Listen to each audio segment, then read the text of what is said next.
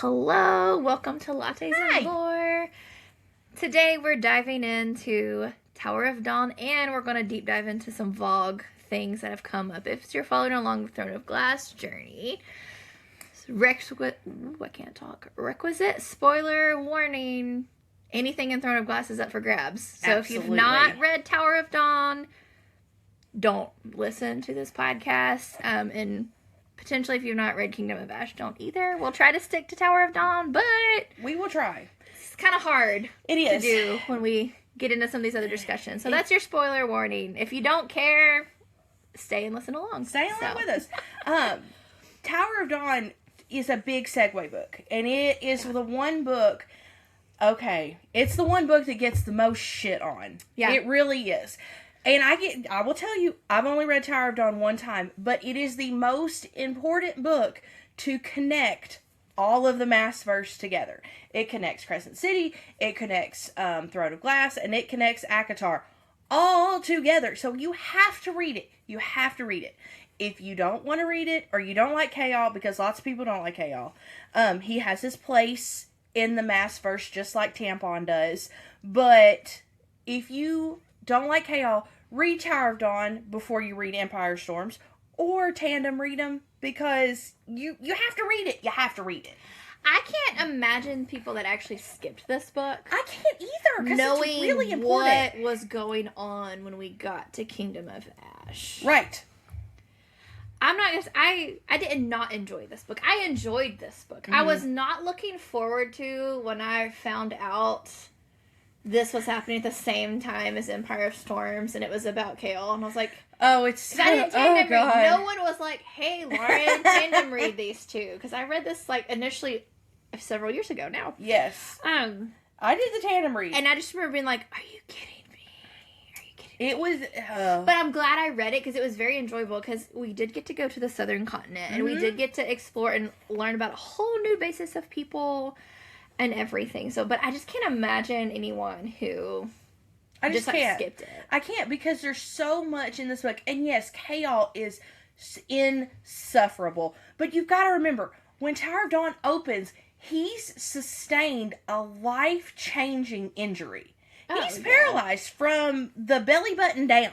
Yeah. Like, paralyzed. And that is one of the most painful injuries you can ever have. One of the most emotionally painful injuries you've ever had. Plus, Chaol is just generally pessimistic to begin with. So you're going to have things that aren't great. And you have to, like, I can understand a lot of the hatred on Chaol. But also, you gotta give him a little bit of, like... You really do. Wiggle room here. He's the truest human we've known. He is. Other than a lead, okay? And God. But I'm just saying, like, he's straight human. He is. His world got rocked in Queen of Shadows. Yes, it because magic became a very pivotal player. He thought his best friend was gonna be Valg overtaken forever. Yes. He sacrificed himself to save his friend. Mm-hmm. And, like, he just had to, like... And then he was immediately accepting of magic after that. After he understood... Magic is not all bad. It's what you do with it and stuff. Yes. So, like, he's had some room to grow. He really has. He really is, like... And he is so loyal. Like, Chaol is loyal. Him and his little wheelchair have hopped on a boat... Yes. To go to a continent he's never been to. Yes. In hopes to bring back an army to fight a fight that's not their fight. Right. To help his best friend. That we think's not their fight. Oh, yeah. This is true. But segue. We're coming to it. It is their fault. It's not their fault. Their fight. Yes. But, so it's a very interesting take. I love the Tori Chesney. I don't know if it's like the nurse in me or just... Oh, it is. I love when we get, like, insights on the healers in a story. That's one of my favorite parts always. Yes. How does that work? Is it magical healing, or do they just know there's herbs and, like, way to, like, wash their hands and clean things? Like, what is it? Is it worth sacrificing for the UTI ladies? I don't know. But, like, Chaol goes with Nezran, who we find out in Empire of Storms is from the Southern Continent. And I think even in Queen of Shadows they talk about her being from the Southern Continent. It comes up in Queen of Shadows because it starts talking about, like, her eye shape and, like, I think she mentions it. Mm-hmm. Like, and stuff, but it's, they go down, and it's like, he is broken. Chaol is broken. Physically, emotionally. Yeah. I mean, mentally broken because he is just terrible. But then he gets assigned to our favorite healer, Irene Towers. Now, this is a spoiler. And I have to say this, because if I don't say it right now, I'm going to forget. I think Irene, and this is a big Kingdom of Ash spoiler. This is big. I think she's Dorian's Karanom. Ooh, I like that. Now, that's all I'm going to say about that. Yeah. Because I think that she's his Karanom. Yeah. But Irene, we first meet Irene in Assassin's Blade. And Aelin pays her a kindness. This whole freaking series is Aelin just paying it forward. I know, but and then you calling know how him back. Excited you were when we get a little bit of Irene and she's like holding onto this locket that has a note and it says it. We're like, that's Aelin! I screamed at the top of my lungs. It was Selena, but it was like she'd written, and like gave her money, taught her how to defend herself to get her out of where she was at to better her story. And it's just amazing. So cool to be like, another one. It's like, and that's why it's important to read Assassin's Blade 4th. That's why it's important. It is. Because you want, I will die on the hill that you should read it 4th. But I'm always a big proponent of if a prequel comes out before the series is done, the prequel does not belong at the beginning. No! It's meant to be read wherever it is in publication order. Yes. Okay. Publication order would be fine too. Sidebar, the Witcher series, that prequel also do not read it at the beginning. No. I've not read that, but I know. Read it at the end. It just works better. Yes. But I just feel like if they do the prequel for a reason somewhere else along the way, I don't think you should read it first. Oh, exactly. It is not for you. It is not for you in that moment. No. But I love we get Irene, and we've quickly find out Irene is one of the better healers of that. She is. Like, she's good at what she does. She's badass. But she's also been teaching self-defense classes to the other healers. Right, which is so cute and cool and awesome all at the same time. I'm like, girl power. I'm all for some girl power. She immediately hates Chaol.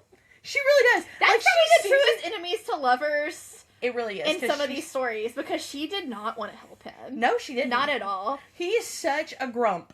Like, okay, have you all seen Throne of Glass? Game of Thrones. The point where what's his face gets his arm chopped off. Yeah, Jamie. Jamie gets his arm chopped off, and you know how he just like walks around like muddy and sad and dirty and just like, yeah, just kill me now. That's Dorian. Or not Dorian, that's Chaol in this book. Except for without a sling, he's in a wheelchair. And he's not banging his sister. And no, he's not banging his sister. He's not. Listen, I'm so upset that I can't even talk about it right now. I can't even talk about it. But also, you know, like, Chaol's there when, like, the 1 in a million shot that somebody can help him regain the ability to walk again and stuff. And that's very important going throughout this story. It really is. But we also see just how deep his trauma goes. Right. He's not even like if you didn't already dislike Chaol's father, you really do now. He's enemy number 1. He really he's at the top of my shit list. I'm like, man, you should have passed his name on to your assassin friend when she was still offing people. Like, what? I don't know why he didn't have. The only reason he didn't have Aelin. And don't they talk about it in this book that he didn't have Aelin kill his dad is because he wasn't sure if he could produce an heir to secure his land? Because Chaol's dad has a huge ass army. He's had a huge army. Or had a huge army at one point. I just know, like, because he has a brother, you know, but, like, Chaol, like, we get to revisit Chaol getting thrown out of Aelin and stuff, and that was trauma. And, you know, like, and it's been mentioned throughout the books, you know, when Chaol thinks of home and his family, he's like, he's written his mother, never has gotten a letter back. Yep. He's been at the palace for years. And never gotten a letter back. Like, that's some deep stuff. He's got some trauma. I thoroughly laughed out loud, though. Sorry if y'all hear my dog snoring. She is napping hard in the same room. It's so cute. But I loved and laughed out loud when Irene walks in to meet Chaol for the first time, and she's already like, this mother, I don't care. Like, you know. And she's talking, then she talks about his manhood, and if it works, just like, matter of fact. He's like, I don't want to answer this question. And she's like, to fruition? Yeah. And he's just like, I don't even know you. And she goes, so I'm going to write that down as a no. Yeah, she's like, a no, doesn't work. And, like, she was, like, vicious. And I was laughing. I was like, I was too. I was like, that's like, I feel like every man's worst nightmare is his manhood be questioned by somebody. And he's such an asshat, too, because he, like I said, he's already pessimistic. Now let's give him an injury that's going to make him more pessimistic. I know. He needed to be humbled. He needed it. He needed to go through that, though, because he was such a different person when he was going, but he also proved how tough he is. Oh, yeah. To go through that. Oh, yeah, for sure. Especially when Irene figured out what was causing it. He was, like, blacking out from, like, she would have to do this pain, like, she would, it was incredible pain, but she was fighting, essentially, a little bit of piece of the Valg in there. Yeah, she was. You know, but he also had to deal with the pain and remember all the trauma from his dad and his life and all this, and he never once complained. Not one time. I'm like, I was like, damn, boy. Yeah, like, that's just how we see just how tough our boy is and really everything. Is. But I also love why Chaol's going through that journey. Him and Nesrin have not been on great terms, even though they kind of had a romantic thing going. They did. They were each other's F-buddies. They were, like, friends with benefits. Yeah. But, you know, Nesrin gets to explore her homeland. She does, which she's never been. And I love how quickly Sartak is like, hey, my girl, you want to go fly on a Rukin? Which is, like, a big-ass flying bird. Okay, like, guys, we're going to sidebar here. Because, if you all remember Chick-fil-A from the 90s, when you got your toy, you got a thing from the Book of Virtues. I apparently am one of the only people in the world that remember the Book of Virtues, but the Rukin remind me of a character from the Book of Virtues, or we've compromised and said, like, Wishbone, like when the you have the Icarus episode, and like he builds it's just really cool. And actually, it reminds me a lot of what are they called in Fourth Wing? The Griffins. The Griffins. That's what I pictured was like a Griffin Hippogriff combo from Harry Potter. More Hippogriffy, like more Hippogriffy because I had already read this long before Fourth Wing came out. But I just pictured like a huge eagle with 4 legs you could ride on. Basically, is what I pictured. Yes, a giant hippogriff. Yeah, like a giant. That's what. Yes. Which it works. It sounds like that's kind of what they Rukin are amazing, though. Yeah, that was really cool to find. I love.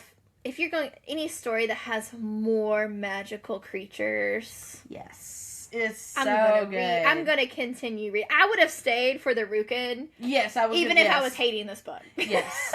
Yes. Because also the cool thing is, my brain was like, "Ooh, a potential aerial legion." When we got wyverns in play, back across, like we've got witches with wyverns, but there's Rukin, a flying army. Now, here's where I'm going to bring in where this connects to the Maasverse, okay? And it's specifically to the Rukin.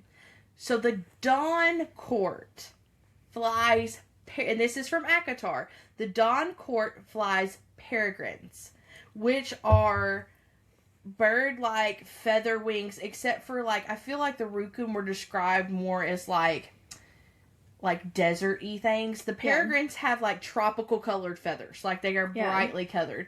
So you can't tell me that the peregrines and the Rukin are not similarly connected, just in a different climate. Could be. Because we see a lot of this book. This is where like when you get introduced to the Rukin, you're like, wait a second, that sounds like this. Wait a second, that sounds like this. Also, this is where we realize you can world walk. Yes! In Tower of Dawn is where you learn you can world walk. So that also opens up the door. You start seeing these little things. That there's potential. There's potential, like, hey, that sounds really similar. There's a lot of lore in this book. It is, and like, if you really hate Chaol, just fast forward it. Yeah. Just fast forward, go to the next chapter, read a Nesrin chapter, because the Nesrin chapters, because it has to do with, like, Sartak is part of the Kagan, and the Kagan is the royal family who are ruling the southern continent, and they have each Coggin had, like, they have children, so there's so many sons and so many daughters, and somebody is, like, within the book, so you got Chaol and Irene healing each other, and then Nezran and Sartak are trying to figure out why is people dying? Why are these attacks happening? Well, because when they arrived in Antica, like the youngest sibling of the Coggin's children, did she get murdered? Had been killed, and so they're in mourning and all this stuff, and like all the Cogginate is kind of odd where he's not obvious in who takes over after him. Right. There's no obvious heir. So, like, that adds that political court intrigue of, like, they're all vying for power, but are they really? Right. Makes you wonder, it's like, do any of them really want it? Right. Because we get a couple snippets from some of the siblings. It's like, okay, he could be a sleazeball, or he could just be playing the game and not wanting to win the game. Right. There's a lot of distrust in the Coggin. There is. Like, it's very interesting, but they're a warrior family. Yes, they are. Like, they all fight. Like, they all fight. They all have, because they have a cavalry, essentially. They have the Rukin. They have foot soldiers and all this, and they each kind of head up one. Antica is filled with warriors. It is, the southern continent is, it reminds me a lot of, when Aelin went to the desert, like, it reminds me a lot of that. Yeah. It was very cool to see just a different world, you know. And I love the cats in the library. Oh my god, the cats in the library were the best part, because you cannot tell me they're not magical. They most definitely were magical, but I just loved how they just, like, existed around, but you didn't mess with them. Yes. I think they're shapeshifters. I personally think they're shapeshifters. Like, it was just very cool. Does the Southern Continent, it got its magic back, right? It never lost its magic. That's true. That's right. But there's not, like, a lot of magic. Right. You know? Like, we see, like, Irene has some. Yeah. Which was cool. It's like, oh, she's a healer. Yeah, like, she's got healing powers like, magic hands and everything. So does Dorian. So does Dorian. Maybe they are carrying on. Of course. Oh my god. He's got magic hands and she's got magic. I knew it. I know they're carrying on. You cannot convince me they're not carrying on. You can't convince me they're not. But that would make sense, because that's like, you know, like best friends forever kind of vibes. Yes. Like, it could be carrying on. Yes. You know. I wonder if you can be carrying on with more than one person. I don't know. Okay. Sidebar here. On the carrying on bot, I've always wondered, like, is it an actual true down to the, like, DNA things can coalesce and make sense, or you're open to share that bond with somebody? I think you have to be open, and I think your magic has to be, like, similar. Like, your I feel like it has to complement each other. Yes, it has to. Like, you can't have someone who's, like, a fire wielder and a water person. They're not, it's like, you're not the Avatar. You're not going to wield all four elements. Like, I wonder if there's more to it than just, like...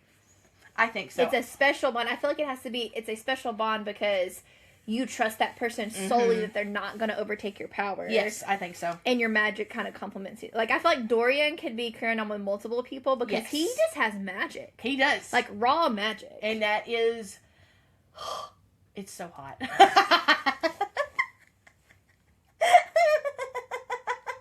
But you know what I mean? Just, like, in general, his personality and his magic, like, I wonder if he could, like, work well with multiple people. I think so. You know? I do.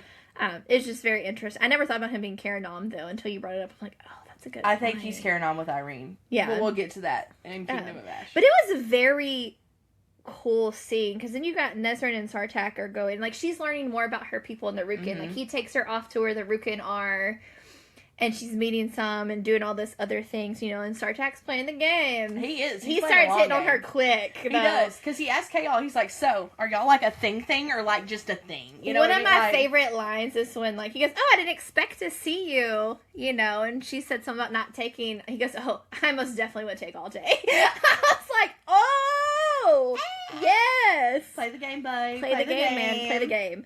But I love how throughout this, we start learning...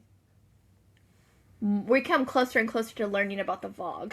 Yes. So this like ties in so well for it that we're discussing the Valg with this book, because it comes up big time in this book. This is where we get more nuggets of how they work, and you know, like we're gonna go ahead and just segue over there. Let's just do it. What was your reaction when Nezran finds out that Maeve is Valg. I thought I was going to die. Like, the point where, like, and it's just, like, Nesrin figures out that Maeve is the Valg queen. She is the Valg queen. And that is, and it's just, like, it's insane. I was not ready. I reread that section at least 2 or 3 times. I was not expecting that. Mm-mm. Like, I knew something was up when the sisters to the Stygian spiders were there, like the Karen Quee. Yes. And they start talking about their queen. I'm like, their queen, my who's queen. Their queen? And I was like, because we have always heard about Valg kings. Yeah, we only knew, like, the 3 brothers, you know, and the one that was left here. But when they said that, it was like, this just opened up. Because it's, okay, what's happening here? Why has Maeve not been in on that plan? Yes. Because we knew she wasn't really working with anybody. Right. She's been hiding over in Doranil. She has. And that tells me that the Valg are not playing quick. They are sneaky. Oh, they're playing the long game. They are playing the long game. Yeah. They quietly infiltrate everything. And then they take over. Yeah. And they have been in Antica for centuries. Yeah. For centuries. Like, because, like you said, Antica never lost its magic. Yeah. So it's just been like, and then we find out throughout the book that the Valg have infiltrated one of the Coggan's daughters. And she's the one, she's not herself, she's Valg. Yeah. And she's the one, it's just like, oh my god, they infiltrated the king of Otterland. Yeah. They infiltrated this, you know, it's, and then well, and like, in all that too, we learn, one, you can world walk. Yes. There's a word gate. There's a word that gate. The spiders are patrolling. That whole scene was intense. It was like, it was crazy because that says that, like, and that opens up the Massverse. Oh, it does. But just, we get all those nuggets, and then when they're traveling, when Chaol and Irene and them ride horses out to, like, a summery beach, like, home that's out in the middle of the desert oasis. You're just like, what the hell? He finds out, like, the healer fae were over there. Yep. And we get all that deep dive lore. It's like, oh my gosh. This is... That it gets deep really quick, and that's when Irene and him find all that out. And they start working. And this one, him and Irene have made friends. Yes. You know, he can get up and ride on a horse. Yes. She's healed him to the point where he's not getting quite walking just yet. But it's just very cool to see. And also, I had the thoughts of, are the Valg running from something? Like, is there a deeper, darker power in place?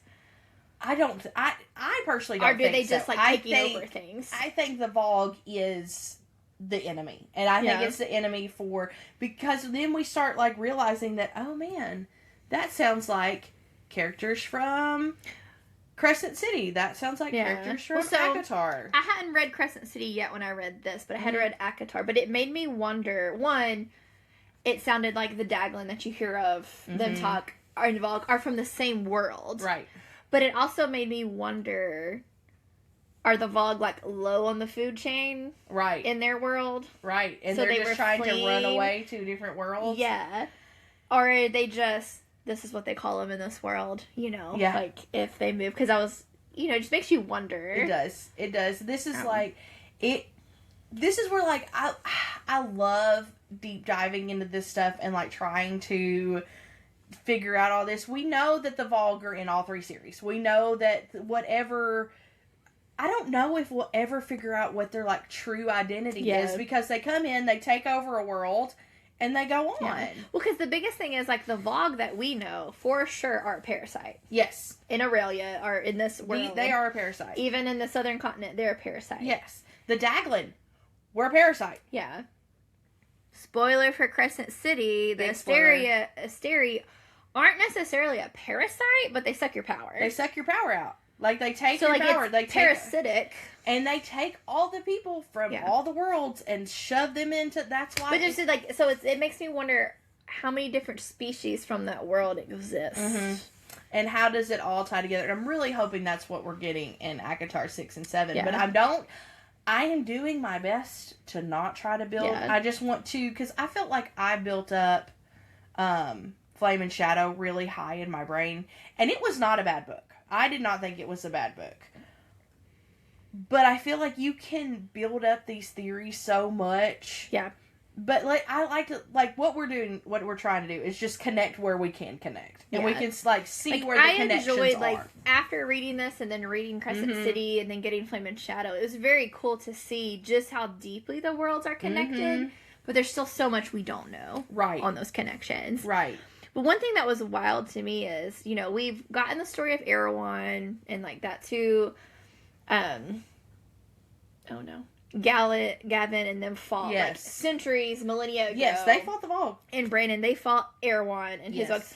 But the Valg have been in the southern continent since before then. Yes. Just like laying their groundwork. Yep. Doing all this stuff. Because Maeve was also here when they fought Erewhon the first time. Yes, she was. And she just hid out. Yes. And so I'm just, like, I understand we get tidbits in Kingdom of Ash of, like, why she left. But I'm just like, why did she leave? Why did she leave? Like, why is it so much focus on the kings, and why did the queen have to leave?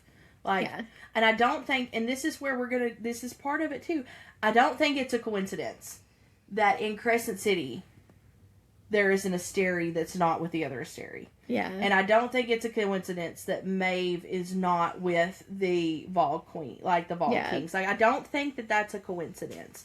I also think, and this is, we got to talk about it too. I don't think Rhysand is Valg. No, yeah. I don't. So. And that's a very popular it's a fun theory. It is fun because he looks like Dorian. He looks like, Rune Dannon, Crown Prince of the Valbaran Fae. But they also say, like, Maeve looks like him, but it's like Maeve showed up here and she's a shapeshifter. Changed her appearance to fit somebody she encountered. So I'm like, theory. I want to know, like, did she encounter one of Rhys's long ago relatives from the Night Court who has those eyes and that?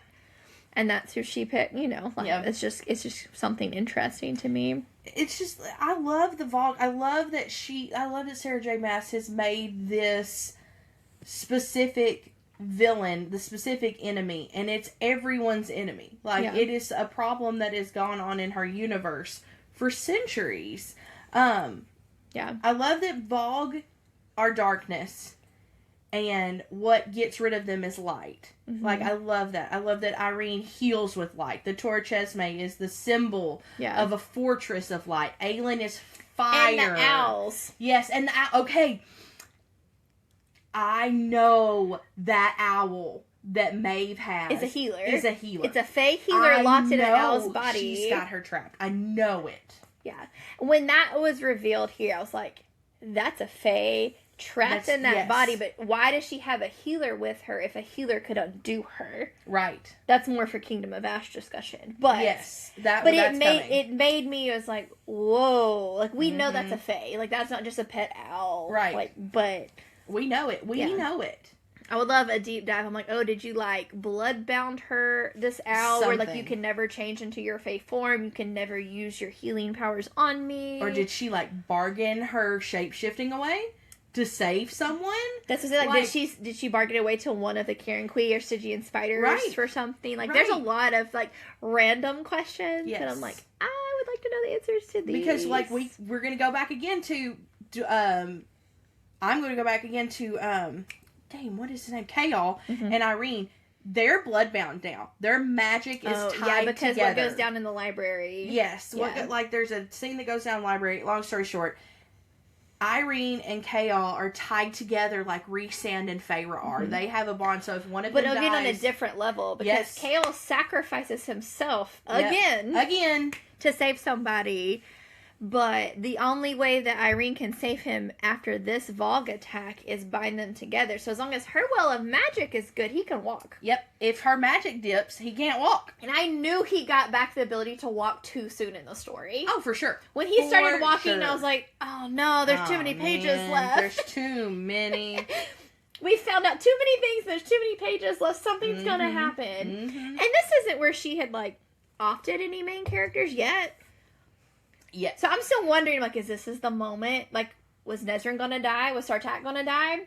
When the Karen Queen trapped him, you know? And then, we didn't even bring up, Falcon Arnar, Lysandra's uncle. Yes. We meet Lysandra's uncle in this book, and he's a shapeshifter. But it was just so cool as we're seeing this. You know, when he's shape-shifting and it's like, who is it? Then he starts bringing up he has a niece. And it's like, oh my God, your niece is Lysandra. You know, but it's like, oh my gosh, Lysandra's gonna have family. Yes. If they ever make it back if they can ever be alive. Yeah, sorry. But it was just very cool to see that and just how much the game changed in this book when we find out Maeve is Valg reveal. Mm-hmm. But also, another tidbit that I loved early on in this book, you know, they're grilling Chaol. Like, the Cognate does not care for Chaol either. No, they don't. They don't care for anyone from Aelin. They're tolerating him. Yes. And they're like, well, where would Aelin Galathinius go? And he's like, she would never go to Skulls Bay. Meanwhile, we know what she did in Skulls Bay. She's like, she's in Skulls Bay because Aelin would let me tell you, when I was doing... Like, I laughed out loud because I'd already read Empire of Storms. Yes! I was like, oh, that's exactly what she did. I know. I was doing the tandem read, and it first starts out where, like, you get the chapter where Aelin goes to Skulls Bay. And then, because these books are mirrors, they happen at the same time. Then the next chapter you read is Chaol being like, of course Aelin is in Skulls Bay because she would never go to Skulls Bay. Yeah. I thought I was going to have a stroke. Yeah. I really did. I thought that was it. That was something that was funny to me. It was so funny. Because like, Chaol's like, where would Aelin never go? He was trying to misdirect him, you know, because he doesn't know. He really doesn't. And what he knew was that her and Rolf did not get along. Yes. He knew that. Yes. So he's like, for good reason.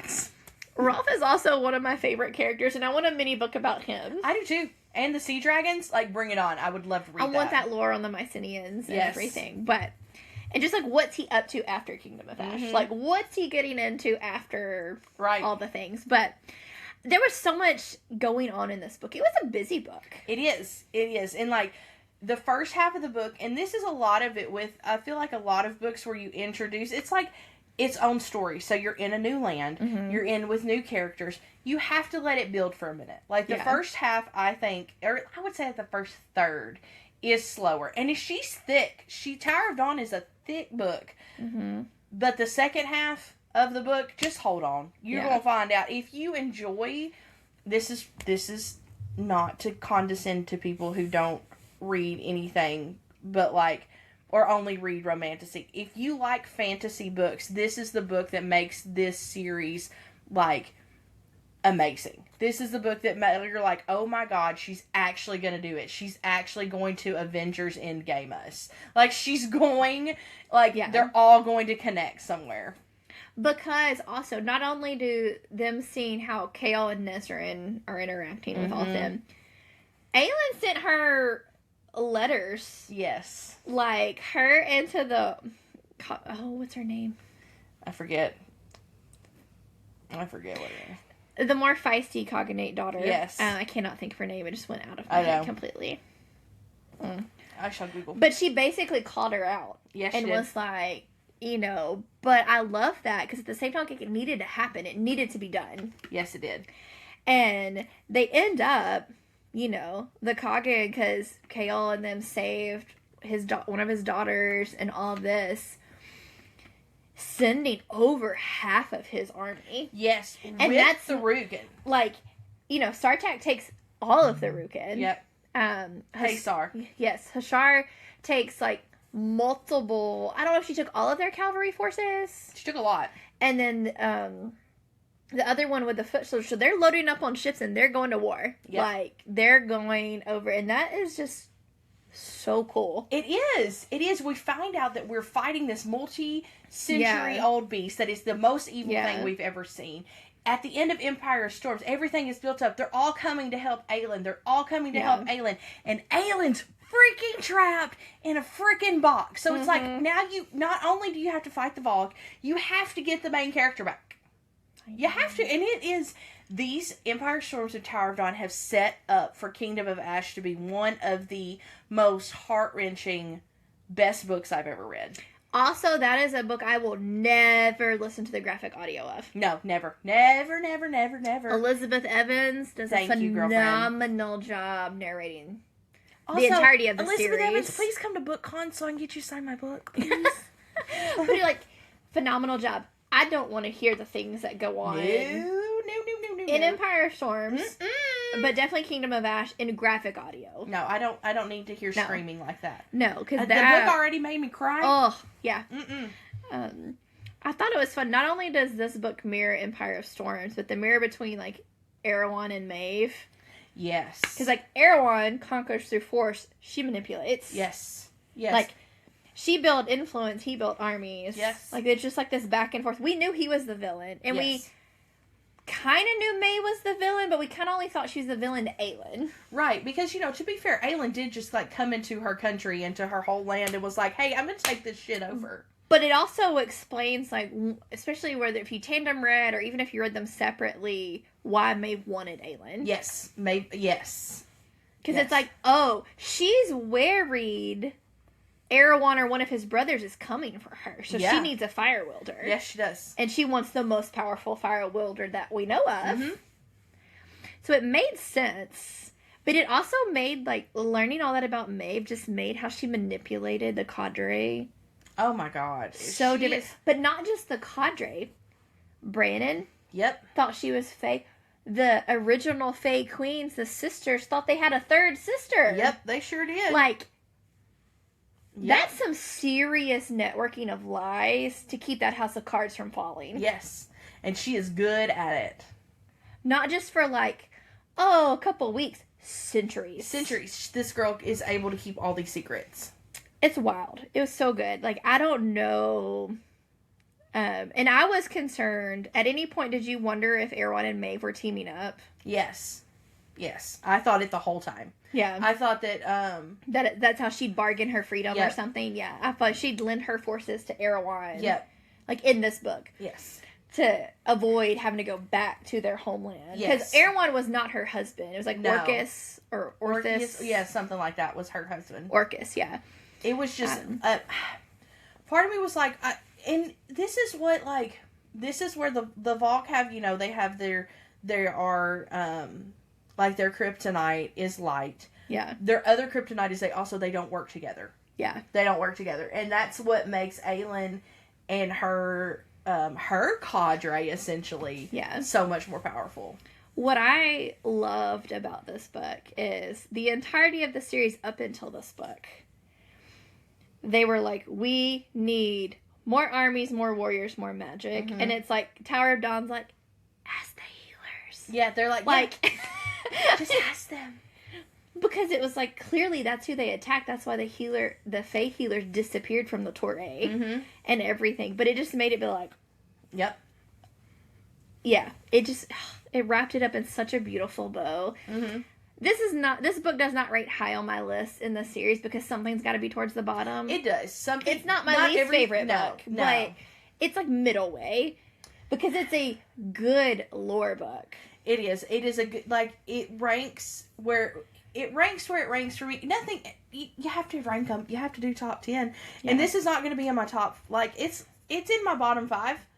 Yeah. It's in my bottom 5, but the lore it has is in my top 5. Oh. It is so important with the lore.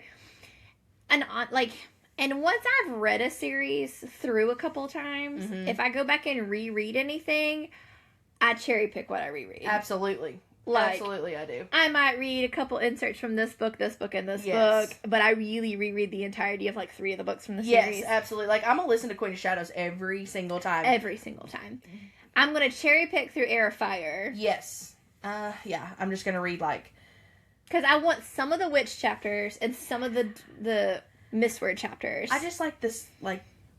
I don't like the first third of the book. Yeah, I probably go back and like redo like the first 2 or 3 chapters just to remind myself where we are, and then I'm gonna go on. But that's fair. Yeah, but it's like you have to read this book. You have to. Yeah, because if you don't understand what's going on. Like you don't like. You have to understand how it all connects. Yeah, I will say the setup for Kingdom of Ash in this book. Oh man. Was interesting because it's like how many other rulers could be compromised, right? Because I was like, is that why Winland never sent aid, right? When Terrasen was attacked 10 years ago, right? Because their ruler was compromised. Because it was like, okay, Maeve was so close. Yeah. Was she the reason? Like, was she? Like, how deep does this Valg infestation go in this world? Because we still only get parts of the world. Right, and we don't even know which Valg was in the King of Alderland. We have no idea. But it's just, and and it's like, is Erewhon the most powerful, or is he just the brother that got left behind when the gate closed? Right. And if he's not the most powerful, damn. Because but you know what I mean. Like when I was thinking this, like as I'm almost at the done, or even when I'm done reading this book, I'm like, okay, you know how siblings work. Yeah. You got 3 brothers. Someone's getting left out of the door. Someone got shoved back through the door, and someone shut it closed. Like absolutely, and you're just like, crap. Well, I guess were they like, oh, you stay behind because you're more powerful, or like, sucker, we're faster than you. Outside. Yeah, like you're the youngest and the dumbest. Bye. Yeah. Like, how did that? Like, what's that dynamic? Right. What is it? Because I could see it going down either way. Yes, I can. Me too. That this is like, I love this. Like, I don't love this book. I love the lore with this book. It makes fair. I love the lore with this book. It's very interesting though, because there's to preface this before you hop over to Kingdom of Ash here. When you start checking what our heroes have at the end of Empire of Storms in this book, Southern Continent's coming with their alliance. Yep. Which adds the Khagat armies, the Rukin. Yep. Excellent. Irene also brings hundreds of healers from the Torre. So that way they can heal as the battle goes on. And the healer on high comes with them. Which is crazy because she's never left. But did you know what I mean? Like, that in itself is huge. Because, we know about Maeve, and we know Valg have a weakness. Yes, we do. That's kind of all our heroes have. Yep, that's kind of it. At the end of this book, heading to, yes, we found allies at the end of Empire of Storms, but that's all we got. That's it. The villains still have Aelin. They do. Moreth's armies are still growing. They have the Wordstone technology. Like, they know how to world walk. They know how to do the witch mirrors. We got Erewhon's been prepping for a war forever, and Maeve, we don't know why. She's a wild card in this part. Like, we know she's still Aelin. Right. Is she gonna hide in Doranel, or what's she gonna do? Because we don't know. Like, did she steal Aelin because Erewhon told her? We don't know yet. Yeah, I love the lore drops we got, the tie-in with the Valg, and just... It was really good. The lore in this book's 10 out of 10. I enjoyed it. I loved how, wrapping this kind of discussion up with Tower of Dawn, I love how it kind of took the Valg from an enemy to fully... They've been attacking civilization for years. Mm-hmm. They've infiltrated the highest of highs and the lowest of lows. Yep. And that's kind of scary. It is. It is. Because this goes real deep. Because basically that sets Kingdom of Ash to be like, okay, this is not just a war against monsters. It's a war against ancient power. Yep. And the stakes are way higher at that point. Huge. Like, it's not just army against army, like, oh, we want this bridge and you have this bridge. It's like, this is like humanity or death. Yep. Like, sets it up. But that's basically all of our discussion for it today. It's a lot, guys. It's a lot. But it's important. And if you're just like coming on here, at least listen to the Valg part about this, because it's going to help you with Kingdom of Ash. Kingdom of Ash, it sets up a lot of cool moving pieces and equips you when you head into Kingdom of Ash to know it's going to hurt. Yeah, it's going to hurt real bad. Did not know how bad. It's going to hurt to the point where Kingdom of Ash took me... I didn't binge read it. I actually stopped reading it. Oh, see, I had to eat it up. I had to know. Because, and we'll talk more about what happens. I did have to break and go touch grass after a couple moments. When you talk about the scenes of Aelin in Doranel, you have to push through, guys. You got to push through it, because once something happens, I don't want to spoil it because it's going to be on our next podcast, but like, it's one of the best, saddest, it's a very long book. Yeah, she's about 1,000 pages. I will say it's worth it. It could have been about 200 pages shorter. It could have. I could have lived without the descriptive detail of torture. There's some scenes that I'm like... Also, left a lot to be desired. It could have been shorter, and I'm going to leave it at that because I don't want to spoil anything if you're reading this step by step. Right. If you're following along and you're sensitive to torture, take extra loving care of yourself when you read Kingdom of Ash. Yeah, there's some rough chapters there. There are. There are also, though, if that's something that is an issue, you can Google the summaries of the chapters to know, like, maybe I should skim through those chapters if that is a problem. But anyway, that is all for our discussion today. Thank you for staying along. Bye. Bye.